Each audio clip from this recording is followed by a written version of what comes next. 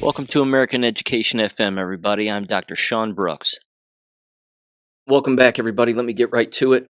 Let's see here. I have a number of things, a few geopolitical things here at the top that I want to mention. Of course, the Julian Assange thing, a lot of people are talking about that as well. Same thing with the debate that's going to be on Thursday. Got a couple of education things, and then just a couple of jab-related things also, including, this was sent to me by a listener of the show and a former anonymous guest on the show, regarding a dating website for the unjabbed. So you're definitely going to want to stick around and listen to that one. But let me start with this. I know that a lot of people, of course, there's plenty going on, and everybody knows that, and it feels like a lot's happening right now. And if you're like me, your blood pressure's a little high, and the more you learn, the more uncomfortable things become, and that comes, of course, with the territory. With that said, there is an issue here that I think has to be addressed, and again, I've brought this up before, but I definitely want to make mention of it again. As we know, there are numerous individuals who are out there in the entire landscape with all of the promo codes and the endorsements and the this and the that. And a lot of those individuals, of course, operate on their own wavelength, and they do whatever they can to get clicks, likes, shares, and the whole thing. And, some massive viewership, apparently. There is, however, this reoccurring pattern with one particular individual, which I find beyond fascinating. And it's almost as if this individual doesn't believe that we possess the skills to actually listen. And I'm specifically talking about Sarah Westall. Now, I've brought her up on the show before. Again, she has her own platform. She talks to lots of different people about lots of different subjects. Good for her. Not bashing her on that standpoint. That's fine. But before I get into Sarah, let me mention this because this is important. You've heard me reference Sabrina Wallace before on the show. Sabrina Wallace, of course, has a background from the University of Wisconsin, specifically in the field of bioengineering and all of that technology, and what the government, of course, is doing to us via wireless internet and wireless networks and the Wireless Body Area Network, as it's called, WBAN. I've also, of course, put her work, or pieces of her work, I should say, certainly on my Substack. I've also put some of her videos on my BitChute and Rumble channel also, and I highly recommend that you watch those. In fact, I put one very recently, this past week, on my Rumble and BitChute channel, and this is a must-watch. What Sabrina does in that particular episode or that particular broadcast is she calls out a number of different individuals, and again, rightfully so. She calls out Sarah Westall, she calls out Sasha Latipova and Karen Kingston. And the point that she makes about these individuals, which is a viable point, is that, it's a viable point for a lot of different reasons and a number of different angles, but she brings them up because she openly states that those individuals have a line of work, and that's the line of work that they talk about. But what she says is, there's no way that they don't know about the bioengineering that is taking place and how we are all being harmed by our government via wireless internet, radioactive tracking, whatever it may be, all the different avenues in which our government goes after us and using the technology that we surround ourselves with to go after us. Specifically, targeting individuals and cells inside of the body to make a person drop over. That this is something that can be done. That selective targeting of individuals to kill them and make them ill is something that does happen. Now, I personally believe that this is arguably one of the more important things taking place, if not the most important thing taking place, because of the lack of individuals talking about this. That's why I like listening to Sabrina Wallace. Unfortunately, she's nuked her channels. She's taken them all down. There are still individuals. She still records, I believe, from time to time, but there are other individuals out there who might take those videos and put them on their own websites, and then, of course, get her education out there for people to pay attention to. I highly recommend you do that. I highly recommend that you listen to her, take her information not just into consideration, but take it very seriously. And here's where Sarah Westall fits into all of this. She calls out Sarah Westall, and she says Sarah will stand on a stage at a symposium, interviewing individuals one after the other and introducing them and whatever, sitting down with them and then talking with them. But she'll do that with particular individuals in their own particular lines of work, while those individuals are haphazardly talking about bioengineered weaponization that is taking place within our government and throughout the world. But those individuals are not specified to talk about it, just like I'm not. It doesn't mean that we can't learn about it. It doesn't mean that we can't share what we learn with other individuals. We certainly can. And I, again, encourage everybody to do that. But Sabrina calls her out and basically says, you don't get to tell us what we can and cannot know and how quickly we can and cannot learn something. So I watched that video and I put that up again of Sabrina talking about all of this on my BitChute and Rumble channel. And then on Sunday, I was listening to Dr. Dave Janda's radio show, which is, frankly, at this point, it's borderline irrelevant, in my humble opinion. And he used to be very relevant, but not so much anymore. Sarah Westall was on his show. And for the first, I'd say, whatever it was, 15 minutes, she's basically whining about how no one listens to her show. When in fact, that's not true. Lots of people listen to Sarah Westall. Lots of people listen to her show. She's a vessel. Okay, she just sits there and then she talks to other people and they're always on her show and that's basically it. She's just a vessel. So she's consistently whining about censorship and how, again, the enemy's always after her and censoring her episodes, and she gets messages about how great her show is and, all this gossipy stuff. And I'm saying to myself, no one cares about that. Get to the point. I mean, what do you have to share with us that actually matters? And what was interesting is when I was thinking that, as she's whining about the number of people who listen to her show, which again is in the thousands. I mean, it's upwards of 24,000 clicks per show. So she's not hurting for anything. Not to mention she's got whatever she has, the promo codes and the endorsements and whatever else. With all of that aside, when I was sitting there and I was listening to it, she then started to talk about what Sabrina Wallace talks about, but she was not talking about it in the depth in which Sabrina Wallace can talk about it. She was talking about it sort of very haphazardly, like wireless internet's dangerous for us, and, your Apple iWatch is dangerous, and, yeah, we know that. So then what I did is after hearing her sort of haphazardly talk about that subject, I bounced over to her Rumble channel, and wouldn't you know it, but she had a video where she talked with a woman who read a book about the Tavistock Institute, and 38 minutes into this hour-long conversation, they finally started talking about the Tavistock Institute. Now again, I don't hold any license over talking about the Tavistock Institute. I'm in the process of reading a book about it right now. I find it fascinating, and these people are certainly very evil. Again, this is worth noting, and this is worth, of course, telling people about if they're not aware. With that said, Sarah stops the conversation, and in the middle of it, she starts to talk about how individuals go down certain rabbit holes. And again, I don't know who she's referencing exactly. It could be Sabrina Wallace. It could be me. It could be anybody that she apparently disagrees with. But she claims that individuals go down certain rabbit holes, and then they don't ever come out of those rabbit holes. And they're so specified in such a specific subject, and apparently, to her, that's a bad thing. That it's a bad thing that an individual would have a particular show or a platform and talk about the thing for which they're an expert in, or they may not refer to themselves as an expert, but they're certainly very qualified in it. And again, this is what Sabrina Wallace mentions too, but the problem here is that Sarah Westall apparently wants individuals to only learn at a certain pace. And that's a problem, and I have a problem with that. Just because someone knows more about a subject than someone else doesn't mean that the person who knows more about said subject is wrong. And it doesn't mean that their approach to educate other individuals is wrong.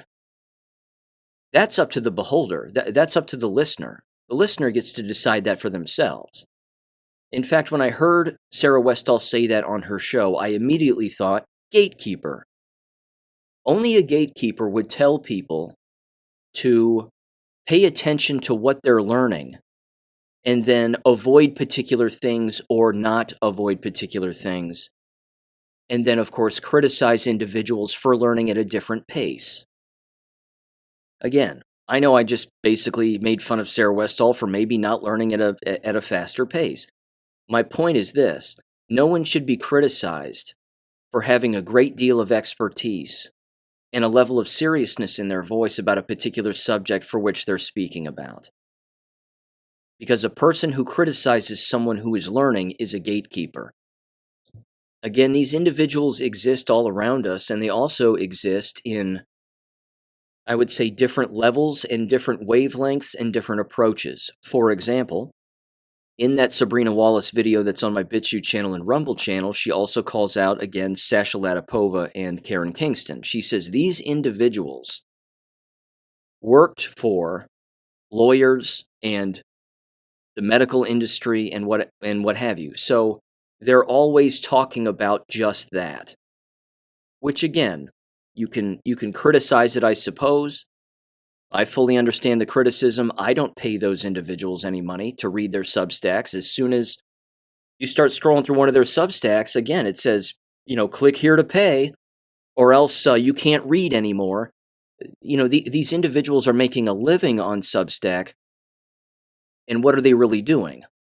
They're not really talking about anything other than the one thing they're consistently talking about. And again, I really don't want to make it sound like I'm nitpicking here on these individuals. I'm really not. If Karen Kingston wants to just talk about lawfare and the medical industry, and that Chris Kobach is suing Pfizer, and this is a big deal, and they're going to win against Pfizer, well, they probably won't, because the legal wheels move very slowly, as we all know. And if someone like Chris Kobach, and again, I'm not criticizing him either. Yeah, it's very admirable what he's doing. However, as Sabrina Wallace also states, you cannot sue a 5G tower to the ground. You cannot sue a drone out of the sky.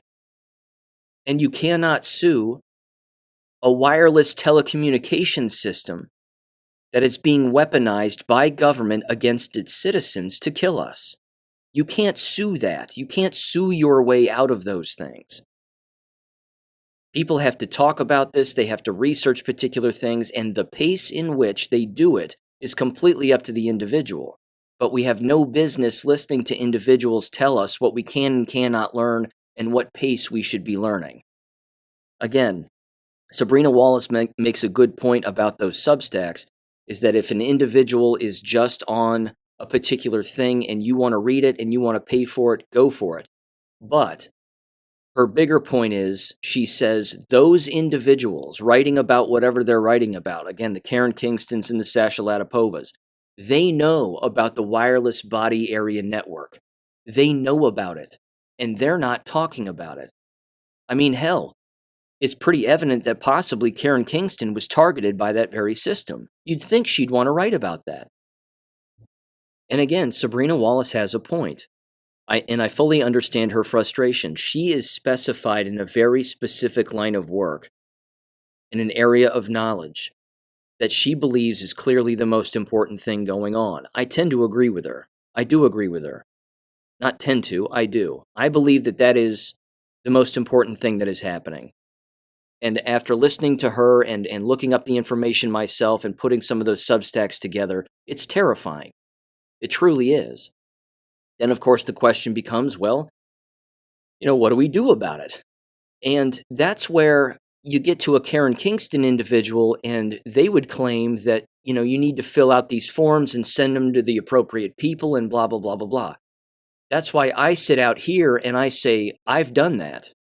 And what's happened as a result? Nothing.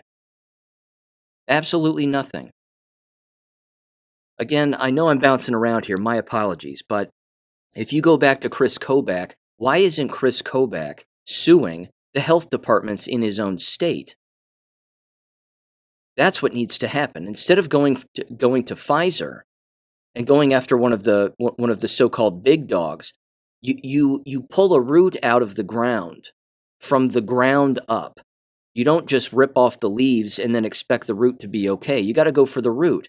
And at the local level, the health departments, the doctor's offices, and the hospitals, that's the root. You have to serve them with papers that say you can't use this shot anymore. You can't use any of these shots because they're killing the people who take them. You would think that Chris Kobach would go for that level of attack, but he's not. And again, I fully understand that there's some county out in Idaho that did away with the shots. That's great. Most people don't even know about that.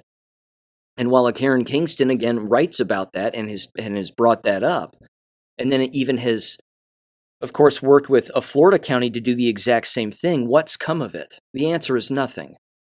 This all boils down to whether or not law enforcement's going to do their job. But as you've heard me say, if they're all brainwashed and they don't know what's going on, then there's nowhere to go. And this isn't blackpilling. That too is another term that Sarah Westall uses, that if an individual, again, is very serious about a particular subject and says, look, this isn't good, pay attention to this is bad, then all we're doing is blackpilling. That's not true. What we're doing is we're making people aware of what works and what doesn't. And there's nothing wrong with calling out individuals who claim to have the so-called answer to everybody's problems. Certainly when it comes to the shots, and again, getting 5G towers down is an awfully tough thing to do, even though I saw a video of them doing it in Peru. The Peru citizens even know that these 5G towers are dangerous, and they're cutting them down with the help of their own government. Interesting. So they can do that there, but we can't do it here. This is why we're under attack. We're under attack by our own government all of the time. And as I said on Gab a couple of days ago, if people aren't mentioning that with regularity, then those people are not your friends. They're certainly not mine. We're being attacked by our own government.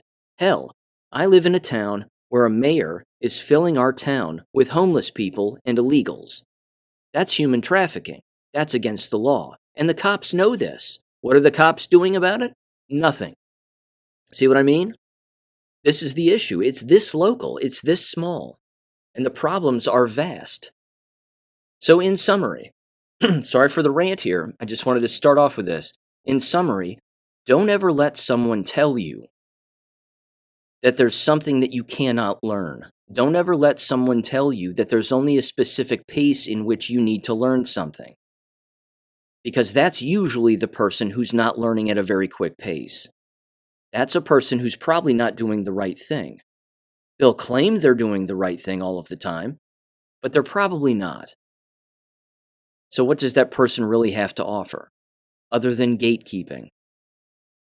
I find it interesting, but these people are everywhere. They truly are. And we have free will, and we have our own brains and the ability to pick something up and put something down and read something and consider something. And we can do that anytime we want. So don't ever forget that. In fact, that leads me to this. I had a listener of the show email me, and they sent me a free PDF book. And the book is titled The Great American Adventure, Secrets of America. It's by a Judge Dale.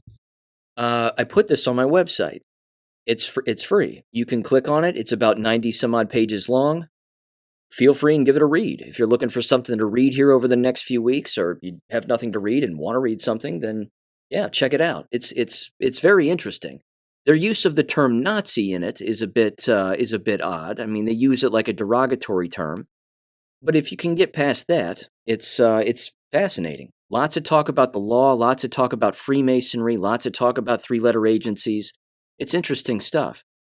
So again, it's over on the website if you want to take a look at it, and there you go. Again, I'm just pointing people in particular directions. You know, this is completely up to you, and I'm never going to tell people what they can and cannot learn. That's completely ridiculous. It's like looking at a school-age child and saying, okay, the bell rang, the learning stops. No, that's completely outrageous. In fact, that's the unfortunate aspect about the education system, is that it's designed that way. It's designed to get individuals to not want to learn, for that to not be a hobby. And anybody out there, again, just pigeonholing individuals into only paying attention to a singular thing, Well, we can spin a lot of plates. We can walk and chew gum at the same time. There's lots of things that we can learn at the exact same time and then connect all of those dots. And again, kind of in summary here, where again, getting back to Sabrina Wallace just very quickly. And again, my apologies for bouncing around here. There's a ton to discuss, but Sabrina Wallace has an excellent point, which is when these individuals have the platforms that they have, and they have the clout, so to speak, that they have, and all of the listeners and the followers and whatever, they would do well to reach out to a Sabrina Wallace and have a conversation with her talking about this. That, too, again, is a point that Sabrina Wallace brings up. She says, why is it that bioelectrical engineers and the individuals that put all of this together and put these systems together and have backgrounds in these systems, why is it that the so-called gatekeepers, because they're gatekeepers, why are they not reaching out to people like those on subjects for which they are very well versed in? That's the point that Sabrina Wallace consistently makes, and she's right. It's because it's gatekeeping. That you can't have a Sabrina Wallace on a stage talking about all of this because Sabrina Wallace would make everybody look like an idiot. This is exactly why, I'm not going to make this about me, but this is how it's going to sound. This is exactly why you don't see me on stages. This is why you have endless individuals talking about the education system at a very base level. These people are gatekeepers talking about the education system. They'll scream homeschool. They'll scream that term homeschool, homeschool at the top of their lungs on a stage, but they won't tell people where to go. And they also won't tell people, again, about the psychology of getting the word school out of your mind and out of the framework and the mental framework, rather, of the parent's mind into believing that somehow, the parent has to be sitting at a table with their children for 8 hours a day while they look over their shoulder as they do math homework or something like that, and that the mom or the dad is the one who has to do that with their child. That's not how it works. There's an entire deprogramming that has to take place that those individuals don't ever discuss. Libs of TikTok, Chris Rufo, Alex Newman, the list is endless. These people are all over the place. I'm not saying they don't do a particular decent service for whatever it is that they discuss. I'm sure that they do, and good for them. But there's always more that needs to be discussed. There's more that has to be brought up. And anybody trying to stop someone from analyzing the entire subject from its inception all the way through what can be done now, anybody trying to stop anybody from explaining that is a gatekeeper. And all I'm saying is, and all, of course, that Sabrina Wallace brings up, is that these people are on all sides of this war.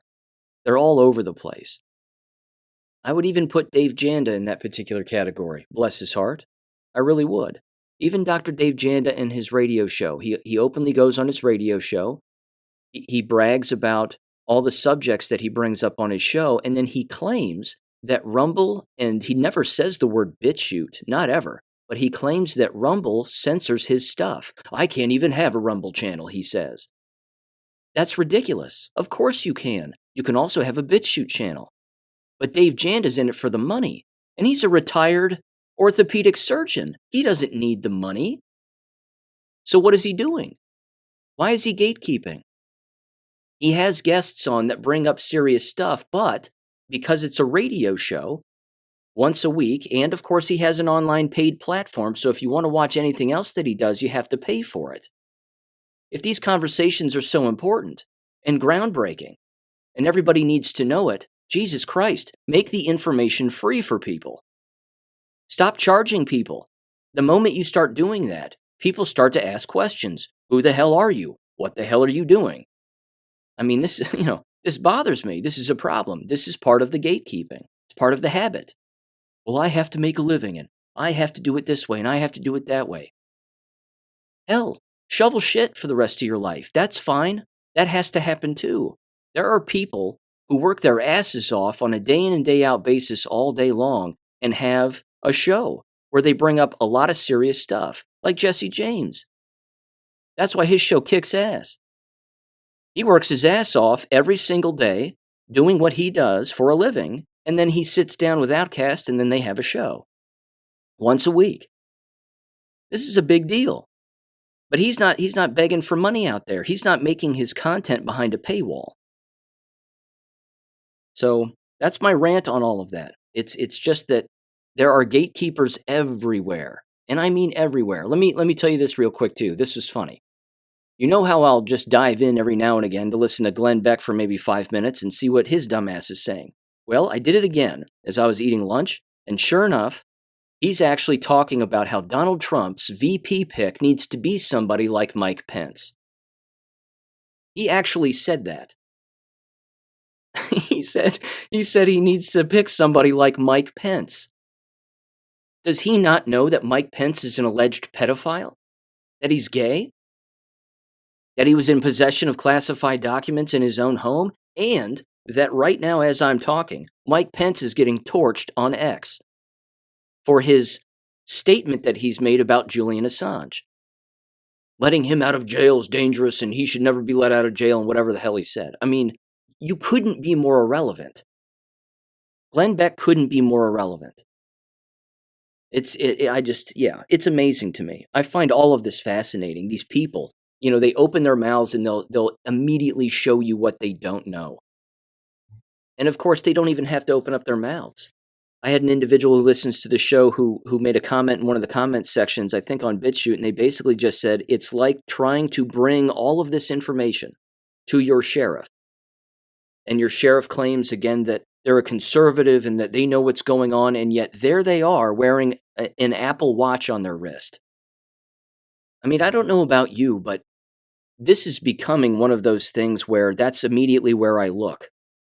When I'm listening to someone or I'm watching somebody on YouTube or Rumble or whatever it is, and I see them wearing an Apple iWatch or one of those watches, or even the watches where you can immediately tell that it's a Bluetooth device because it's just, the screen is blank, and then you can see their wrist move, and then the analog, the screen of whatever, the hands on the watch immediately pop up on the watch.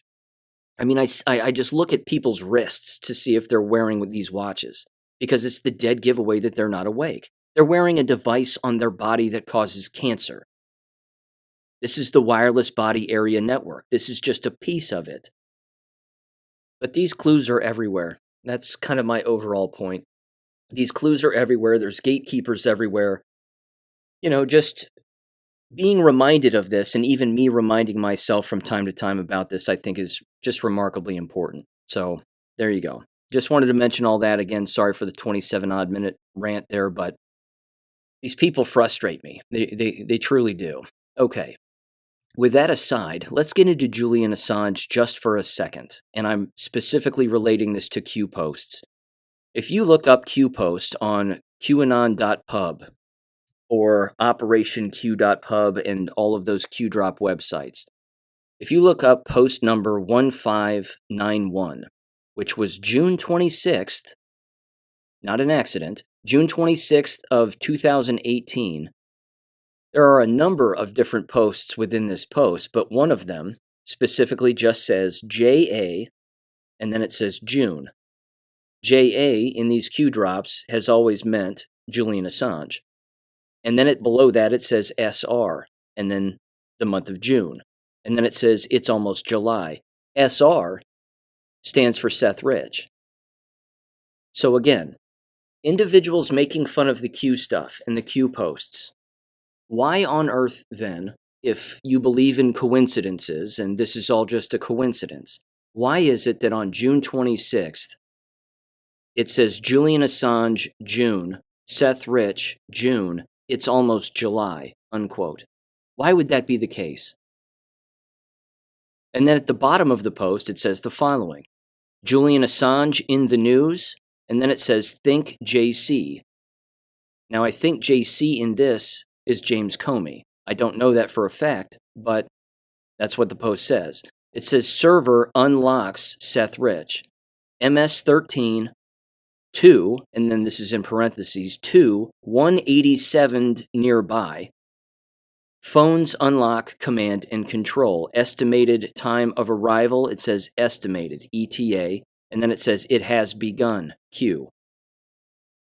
So if Seth Rich is dead, and we are to believe that Seth Rich is actually dead, In this Q post, Q was telling us that Seth Rich was murdered by two MS-13 individuals who were paid by either James Comey, Rod Rosenstein, the FBI, DOJ.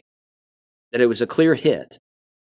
I also, of course, later found out in a lot of this Seth Rich discussion and what have you, that Seth Rich was not only shot in the back, I believe, 5 times with a .22, by the way, which can kill you, clearly, but it's still a .22, that he was alive by the time he reached the hospital.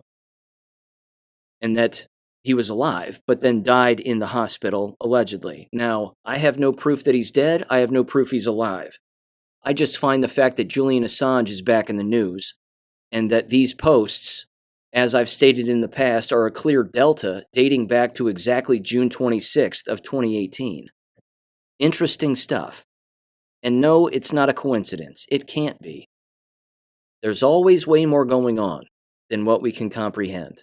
I will fully admit that. But it's neat, and it's fun to watch, and again, anytime something lands in the news, I always recommend going back into those Q posts and looking up a few key terms, or just looking up the date, and then read those Q posts and see exactly what's going on. I mean, it's fascinating stuff. In fact, there's also this regarding the Donald Trump-Joe Biden alleged debate. I've been over all that debate stuff before and the stuff that took place in the past debates. There's also this Q drop. If you look up Q drop 4787, which is dated September 29th of 2020, it says the following. It says debates. Number 1, Biden camp will find excuse/reason to terminate. Number 2, Biden camp will be provided the questions ahead of time. Number 3, Biden camp will be provided the questions ahead of time and assistance in the form of a special communication device. Q, unquote. Now that particular post was from September 10th of 2020, but they relinked it in the September 29th, 2020 post, where they also included 3 pictures of Joe Biden on a stage somewhere giving some talk. And it shows, again, the side of his head, his right ear, actually. And in the picture on the left, you can clearly see that Joe Biden has nothing in his ear. There's no ear, there's no listening device, there's nothing. And then the picture on the right is Joe Biden, and basically the entire ear hole is closed. And it's painfully obvious that this is the case. This is not a doctored picture. The ear hole is closed and it's flesh-toned. So it's not just a listening device that he has in his ear, but it's almost like there's makeup or faux skin that is put over top of that listening device also. And the picture is crystal clear. It's also on my Gab. You can check it out, and I'll even put it in the next war video. This is interesting stuff. I mean, yeah, it's gossipy and it's ticky-tack and whatever else, but they're cheating. They're cheating. What would be neat is if this debate actually happens, which as I'm talking, there's rumors that it's already been canceled, so I really don't know. They're, of course, trying to censor it on YouTube and keep people from reposting it and even trying to shut down live streams regarding all of it. Either way, since Donald Trump knows that they're cheating, and again, the questions in advance is not something you can necessarily prove, and who even really cares, but if he's actually wearing a device in his ear, Joe Biden is, why wouldn't Donald Trump just call him out? Why wouldn't Donald Trump walk over to Joe Biden and look in his ears? I mean, it looks weird, and yes, that would be strange. I mean, stick his finger in his ear and, move his finger around a little bit inside of old Joe's ear. I don't think he's going to do that, but at the very least, he could make mention of it. He could openly bring up the fact that Joe Biden is a fraud on stage. Why not? You have nothing to lose. You're the commander-in-chief. You're in complete control. Embarrass the hell out of him. Make the whole party look foolish by saying Joe Biden is wearing a device in his ear. You know that they would immediately go to a commercial break. They'd completely shut the entire thing down. They'd have no choice. They would have absolutely no choice. And then if they actually removed it out of his ear during the commercial break and they came back, they would say, well, we've checked everything and everything's fine. They again would try to lie and gaslight the American public and anybody watching. But all Donald Trump would have to do, of course, is come back on and simply say, nope, they took a device out of his ear and it was a listening device and they were cheating. That's all. This is how you expose the liars. You expose them just by telling the truth about the thing that they're doing. And if you have an audience in the middle of all of that, and a media apparatus that's running cover for the liars themselves, well, then you get all the liars in one big shot, don't you? They're all in one basket, just tip over the basket. Expose all of them at the exact same time. So anyway, we'll see if the debate actually takes place. I don't know if it will or it won't, but either way, it'll make for great television, I'm certain. Okay, let me mention this too, into education stuff now. Donald Trump, of course, has also been making the rounds and saying that he's going to abolish the Department of Education. We've been over this on the show. I've told you my stance on it. I'm all for it. However, you know what that means. As this fight becomes a more localized fight, all the gays are going to start coming out of the woodwork. This is where they're all going to start flipping out. All the degenerates, all the pedophiles, they're all going to scream bloody murder. And then what they're going to start doing is they're going to start taking control of what goes on at the state level. Certainly in the most radical states, of course, they're already doing that and have been doing it for a long time. But it's going to get even crazier. So again, doing away with the Department of Education is a mandatory thing. It was a department that never should have been started in the first place.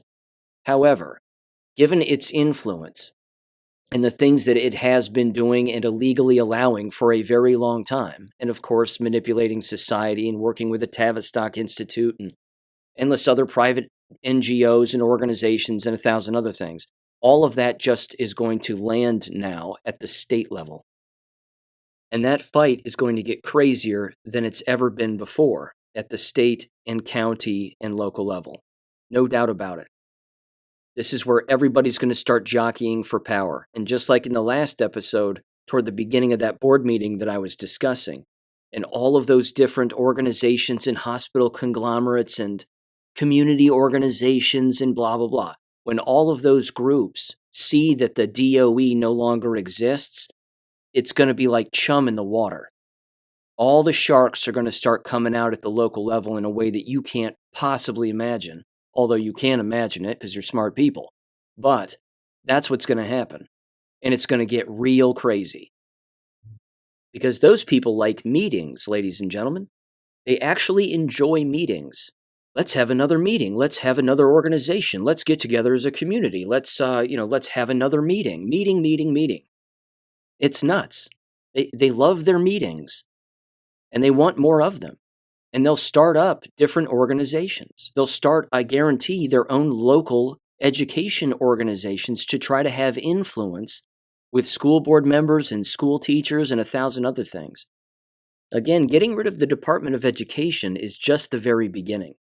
You have to get rid of the curriculum. That's the real fight, because that's where the real brainwashing is taking place. That's why that is quite literally the tip of the spear in the entire business. It's the content that is being taught is false. Until that's gone, everybody can play all the rainbow flag gay parades they want. It's not going to solve anything until you actually get rid of the false brainwashing curriculum that exists in the textbooks and the online curriculum, and that the actual individuals themselves believe and then regurgitate back onto a younger audience. Until that stops, everything else is just window dressing. So yeah, get rid of the Department of Education just from a financial standpoint and certainly an influence standpoint, but the real problem is in between the ears.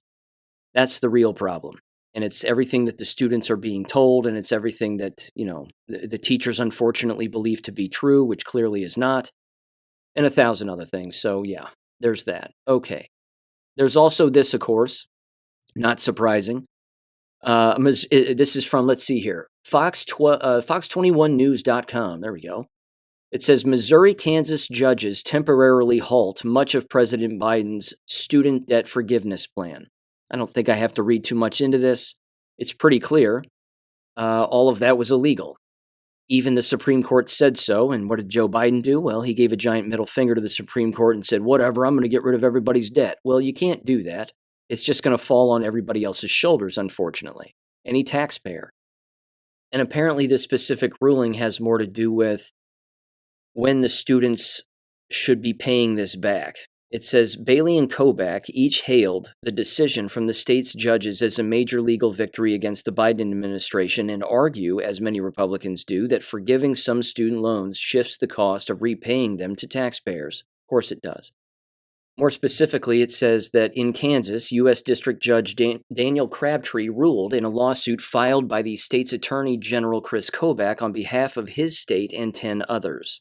In his ruling, Crabtree allowed parts of the program that allow students who borrowed $12,000 or less to have the rest of their loans forgiven if they make 10 years' worth of payments instead of the standard 25. But Crabtree said that the Department of Education won't be allowed to implement parts of the program meant to help students who had larger loans and could have their monthly payments lowered and their required payment period reduced from 25 years to 20 years. It says in Missouri, U.S. District Judge John Ross's order applies to different parts of the program than Crabtree's. His order says that the U.S. Department of Education cannot forgive loan balances going forward. He said the department still could lower monthly payments. It says Ross issued a ruling in a lawsuit filed by Missouri Attorney General Andrew Bailey on behalf of his state and 6 others. So there's that. Just wanted to bring that to everybody's attention again. Giving a middle finger to the Supreme Court's not a good idea. Lots of judges pay attention to that because, well, it's their job. And at least some of them are still doing their job. Okay. There's also this. This was interesting and this was cool. And I'm glad Cicely sent this to me. She took her boys to a local museum where they live out in New Mexico, and this says the following. It was a little framed picture here with a list, and it was titled Rules for Teachers. Now get a load of this. It says in 1872, and there are 9 bullet points on this here. It says in 1872, number 1, teachers each day will fill lamps, clean chimneys. Number 2, each teacher will bring a bucket of water and a scuttle of coal for the day's session.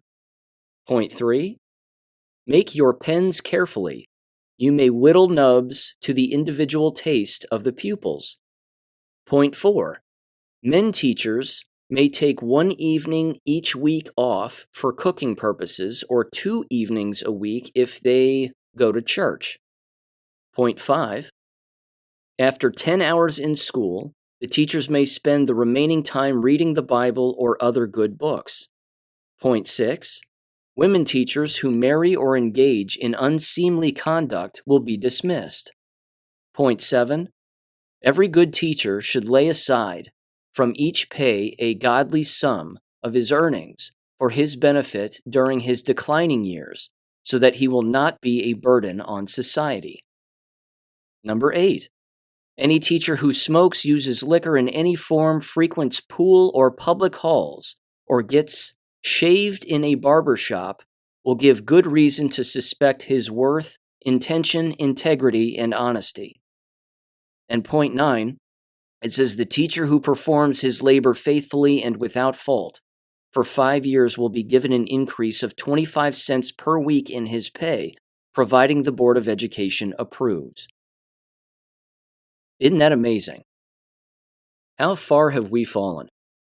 Honest to God. It's absolutely incredible. I'm almost speechless. It's amazing. Absolutely amazing. Isn't that odd? Just carry yourself as a professional.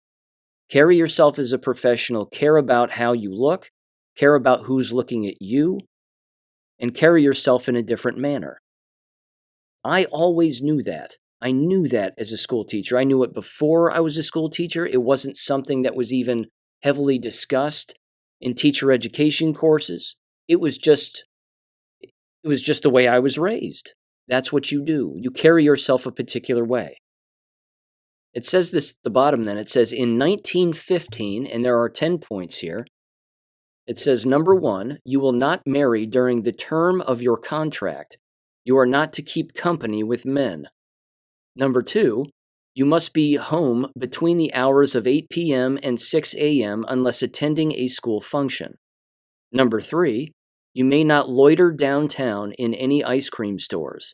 Number 4, you may not. Sorry. That's hilarious. It's almost like that one was written for Joe Biden. Stay out of the ice cream parlors, Joe. You're not really there for the ice cream, are you?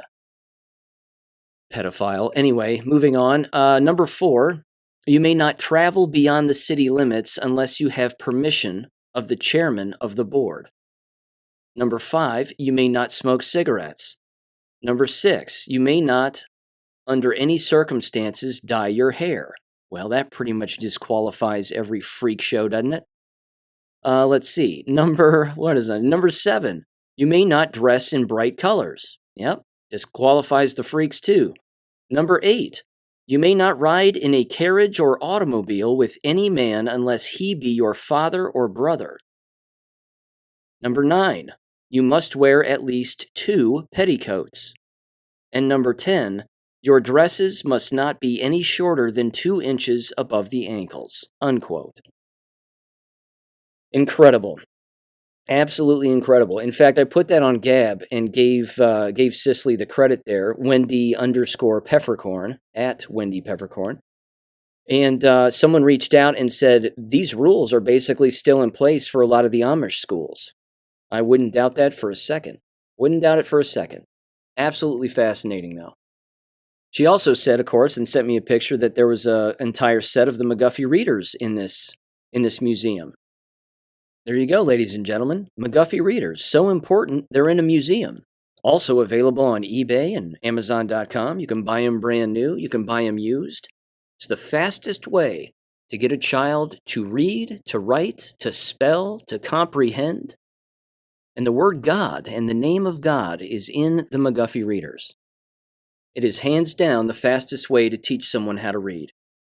And then, of course, you have to ask yourself the question, when was the last time you saw a set of the McGuffey readers inside of an American classroom? At any level. Certainly at the kindergarten and or preschool level. I'm going to guess not at all. That's just a hunch. All right, moving on. I got this email also, and here's the dating website for the unjabbed, referred to as Unjected.com. Again, an anonymous individual sent this to me who's been a guest on the show before. This is the same individual who was running us through that entire Department of Homeland Security apparatus project, cult-like process that they went through. And here's what they sent me. They said, quote, I wanted to check into the website Unjected, Unjected. Seems like a logical way for those of us who decided not to get injected to find each other for friendship or dating, especially considering how the shots affect the ability for people to procreate. Upon my research, I contacted them about the steps required for membership, as one of the creators of the website was on a podcast recently. I did get a return email with the actual steps involved in getting verified as not having taken the vaccines, quote unquote. Then he said this, however, pay close attention to what information they're asking for, what you have to sign in order for them to get access to said information, and whom is actually getting your comprehensive medical information. The conspiracy theorist in me is telling me that this is not a good idea. This seems to me to be an operation to again get comprehensive medical information from those of us who choose not to take the shots. I don't care how well they market this platform. This is not a good idea. But that's just my opinion. I'll let everyone else draw their own conclusions. I'm providing you the same link they sent me. Feel free to pass this information along to your audience if you'd like. For those who hear the woman making the rounds on many podcasts, Shelley Hosanna, I'm saying that right? Hosana. I feel it proper to give everyone as much info as possible so that they can make a truly informed decision about how much of their personal/private medical information they are going to be asked to provide. Personally, I think they knew this would be a thing that someone would think of, knowing that those of us would want a platform to connect to each other, and I also believe that they planned for it and co-opted it long before it was thought of. by what we would call one of us or a normal human being, unquote. And then the website that they have here is unjected.com/pages/booking. And here's what it says. This is, again, where you actually have to book an appointment to get clearance so that they can do an entire medical background check on you before, of course, you are affiliated with their dating site. Now, this is interesting for a variety of reasons. At face value, I replied back and I simply said, I'm suspicious of this also, but clearly from a legal standpoint, they have to make sure that these individuals who are on their site and using their platform are in fact not injected. And certainly they would have to do that from a legal standpoint. And unfortunately with this, the only way that they can do that is by accessing all of your medical records and them having the ability to have all of that. Now, if you take into account what Sabrina Wallace consistently brings up, this is where it gets real shady.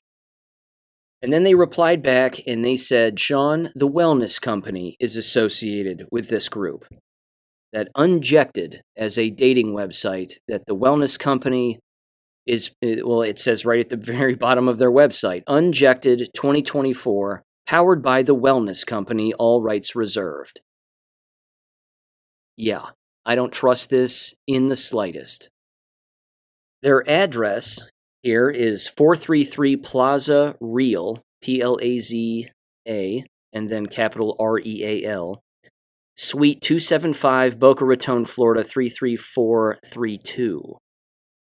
On this particular site here, which is their verification booking, it says the following, quote, what to expect. It has 4 points. Number 1, schedule an appointment, it says, with an Unjected clinic health provider. Number 2, respond to the invitation to register your patient profile in the Unjected clinic. Number 3, complete the questionnaire.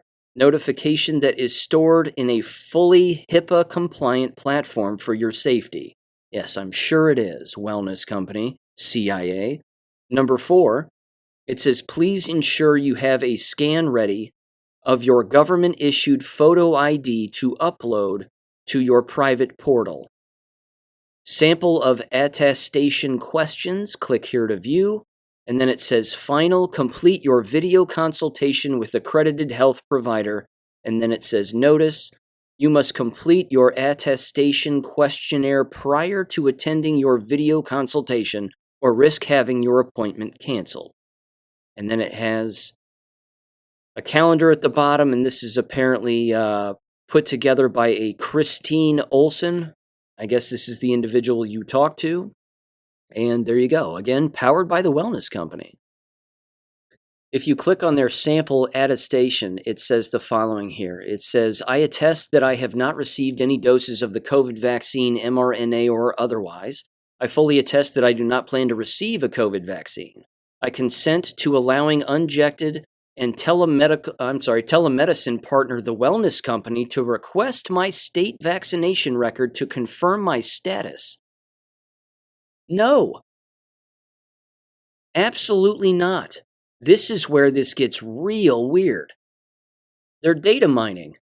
They're flat out data mining all of your personal information. Now, why would the wellness company, i.e. CIA, why would they want all of that info? Could it be, I don't know, to target you with the wireless body area network? To figure out where you are and where you live and map out where all of these people exist who are not jabbed? Honest to God. It says, I agree that if I change my mind and decide for whatever reason to receive a COVID vaccine, I will alert Unjected and voluntarily revoke my verified status. By completing this attestation, I agree to sharing my non-vaccinated medical status with other members of Unjected community. It says, I understand that falsifying this attestation may amount to sexual misconduct in certain jurisdictions, and Unjected may have a duty to warn other users if a falsification is found. Yeah, there's also this. You talk about a red pill. Just from a baseline standpoint, Send this to someone. Send the Unjected website to somebody who took the shots and be like, do you know that there's a dating website for people who haven't taken those shots? Why would that be the case? Let's think about that for a little while. Ask yourself, why would there be an entire dating site for people who didn't take the COVID shots? The looks on their faces would be absolutely priceless. It goes on, it says authorization for the use and disclosure of protected health information. Spending a lot of time on that, aren't they? It says, I request that my protected health information regarding my care and treatment be released as set forth on this form. I understand that I authorize the wellness company and its third-party contractors. Who could they be? Or affiliates to retrieve and disclose my health record and protected health information. PHI, to the wellness company. I understand that the health records retrieved may not be a complete 100% comprehensive record, and that these records may be useful for diagnostic purposes. These health records will be shared with the wellness company authorized providers to ensure great healthcare services. Again, no. No. It says, I understand and request that the following information may be retrieved and disclosed with the wellness company. With the wellness company? It says available medical record history, including available records from prior providers, evaluation records and patient summaries, X-ray reports, laboratory reports, hospital record and reports, immunizations, prescription data, consultation documents, surgical reports. Why in God's name would they need all of that? I thought we were just talking about vaccination status. I acknowledge that I have read and understand the above disclaimer. Yes or no? It says, I confirm that 1, I am providing current, complete, and accurate information. 2, I agree to the authorization for the use and disclosure of protected health information. And 3, I agree to Unjected's terms and conditions and privacy. Yes or no? And that's the end of it. Honest to God, ladies and gentlemen. I wonder now if this isn't the same COVID-jabbed dating site or unvaccinated, quote-unquote, dating site that Dr. Christiane Northrup is associated with. Because that would not be good. That would not be good. And I wonder if she knows about the wellness company, and I wonder if she knows about all of this. This is, this is not good.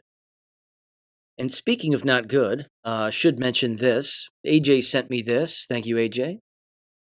This is a recently published paper here with some recognizable names. Let's see. It's in the Journal of Forensic Science International, available on, online, June 21st of this year, 2024. It was titled A Systematic Review of Autopsy Findings in Deaths After COVID-19 Vaccination. So we've got Paul Alexander's name, Roger Hodkinson's name, William Mackis is on this, as is Peter McCullough and other doctors. Here are the highlights. It says the following. We found that 73.9% of deaths were directly due or significantly contributed to the COVID-19 vaccination. Our data suggests a high likelihood of a causal link between COVID-19 vaccination and death. These findings indicate the urgent need to elucidate the pathophysiologic mechanisms of death, with the goal of risk stratification and avoidance of death for the large numbers of individuals who have taken or will receive one or more COVID-19 vaccines in the future.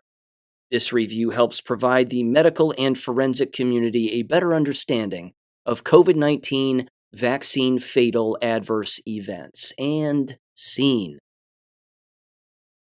I will hand it to them for this. Their use of the word death in these papers is something that you do not hear nor read. Certainly the ones that are being published in international or national medical journals. So kudos to them. They may use the term fatality or whatever term. But the actual use of the word death, I think, matters. That's an important step in this process here. In fact, I'll end it with this. Kind of a short episode today, my apologies. As I've said in the past, you can very easily get on YouTube and start bouncing around these doctors' channels and any channel that is owned by a nurse or run by a nurse. And what you will see is them talking about their illnesses consistently. And again, not a coincidence, but it just happened to pop up, and I didn't even know of this individual. But it just happened to pop up on my YouTube feed, a guy's channel by the name of Dr. Dan Says. I believe that's it. And it is, again, a medical doctor. And he is in hospice, so he says. He is in his apartment or wherever he lives or has hospice care come and visit him, whatever it is. This is a seemingly young guy, probably in his late 40s, maybe 50s. And he looks like he has AIDS. He is dying of cancer. What from? What caused it? See, again, he makes no mention of the shots in the channel. He makes no mention of any of it. And even when you get into the comments section, I wasn't going through all the comments, but I wasn't, in my initial search, seeing anybody say anything about, hey, how many shots did you take? Not a clue. No one was even bringing it up. He never even brought it up. Again, I'm not wishing these people dead per se. I certainly don't. But my God in heaven, the absolute cognitive dissonance among the medical professionals, even as they themselves are dying, are not recognizing what's happening to them. I mean, they own a mirror. You would think that they would at least recognize what's actually happening to them. But there's no recognition of it. And I'm fully aware that there have to be doctors and nurses out there who are jabbed and sick, and they know that it was the COVID shots. They know it. But man, the number of people who have these YouTube channels and have absolutely no clue, it's over-flippin' overwhelming. All right, ladies and gentlemen, thank you for listening as always, and I will catch you on Friday. Peace. Thank you for listening to American Education FM. Make sure and check out AmericanEducationFM.com for more information. Take care and God bless.